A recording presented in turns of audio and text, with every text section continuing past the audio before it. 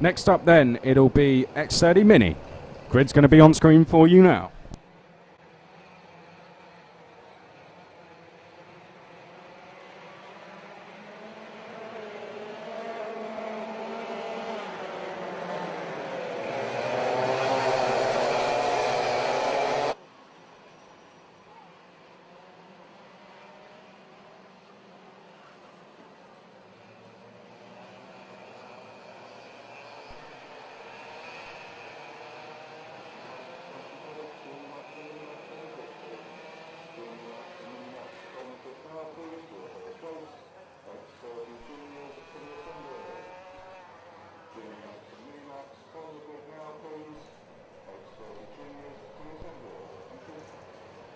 X30 Mini out next. June Fernandhau's going to be on pole position. Ellis Bourchier second. Jack Cox and Louis Horsley will be row 2.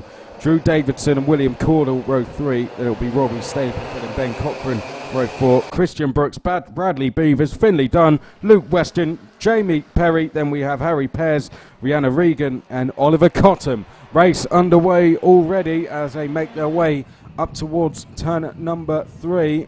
No race, unfortunately, for the 88 of Ben Cochran. The two Jack Dex Racing teammates, I believe it is 1 and 2, as they head down towards turn number 6, or is that 2 MLC drivers? I don't want to confirm until I know for sure as they come through turn number 7 now for the first time. I can see the number 24 in around 5th place there. Let's try and pick out who our race leaders are as they come up towards the boot for the first time. It's the number 12 leading the way. So Jude Fernandhau leads the way. Jack Cox is second as they come across the line. And in towards turn number 1. A nice move by the number 20 of Drew Davidson there to take second place in towards going on to lap 2, sorry. Then here comes the number 38. That is Louis Horsley. So Louis Horsley up into 3rd place as they head through turn number 5 and now down towards turn number 6. Good start by Horsley. Good start by Davidson. Jude Fernandhau could be under a little bit of pressure very, very shortly. It is indeed Jack Dex Racing 1 and 4, so it was a very good start by the pair early doors. But just being separated now by the number 19, that is, by Drew Davidson, sorry, and 3rd place Louis Horsley. Then it's Jack Cox, Ellis Bourchier, Christian Brooks, quickest on track. Then we have Finley Dunn, but are we about to see a change in lead? Yes, we are. Crop Promotions driver of Drew Davidson. Oh, and a slight incident there. The number 38, so is that Louis Horsley trying to make a move for 2nd place, going in towards turn 3 and clipped the number 12 of Jude Fernandhau. Tell you what, the two lucky to get away without any damage there. They've dropped to 3rd and 4th. Of course, we had Drew Davidson making the move very well up at turn 3, but then as it looked as if Louis Horsley tried to get involved in the action, that's when there was an incident. Now Christian Brooks made a move going into the boot, as did Finley Dunn. You may have caught that one going into the left-hander, so they are now up to 4th and 6th respectively as they make their way up towards turn number 3. And another move there. That time we had the number 12 retaking a place from the number 26 of Finley Dunn, who was trying to make a move. Finley Dunn now losing a place to the number 29 there of Bradley Beavers. So Bradley Beavers up into what I think is going to be around 6th place as they head through the boot for another time. We have less than 4 minutes to go now. Out of the last corner, there you can see Drew Davidson and what a 1.3 second lead looks like. Not the fastest on track though. That is Christian Brooks. Christian Brooks in these fluoro colours in 4th place there, just heading through just at the back of this trio.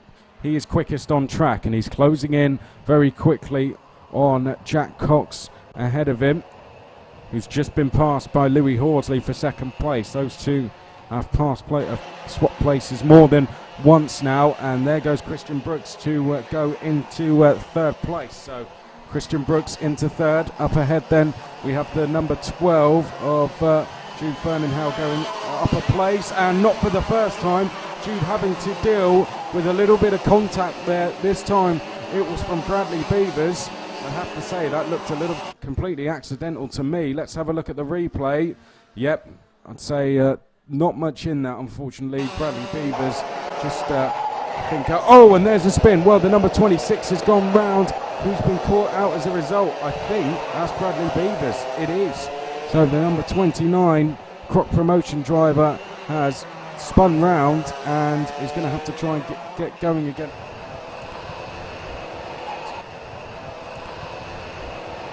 In fact, Bradley Beavers is going to go any further in this race. He's now just trying to get his kart off the track safely.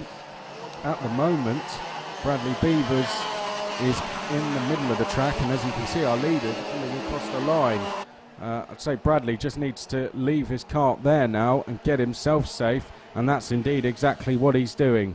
So the kart will stay where it is, and the drivers are just going to have to be careful as they come around turn 3. So he did a good job to get it off the racing line, did Bradley there, and at the moment I think that's going to be okay. He'll come back, and sensibly we're going to neutralise the race. We've got the effective safety car flag out to neutralise the race, to allow time for our officials to get over and get that car off into a safe place.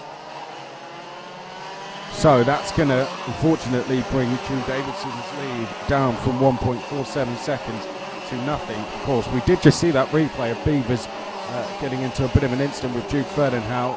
Racing incident it was, but Bradley now out of the race, and we're going to have the pace slowed right down here, or we should have it being slowed right down by Drew Davidson, but he's still going at a fairly quick pace, it's fair to say. I think now he's finally starting to slow right down with a little bit of persuasion from the outside of the circuit.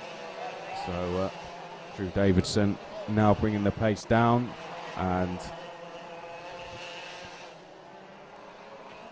the officials just trying to get that car off the track. I think we're going to have a one-lap shootout here, because the clock is down to 30 seconds. The car is now off, which means we will go green next time around, and the last lap board will go out. So this is going to be very interesting. There you can see the car of Bradley Beavers.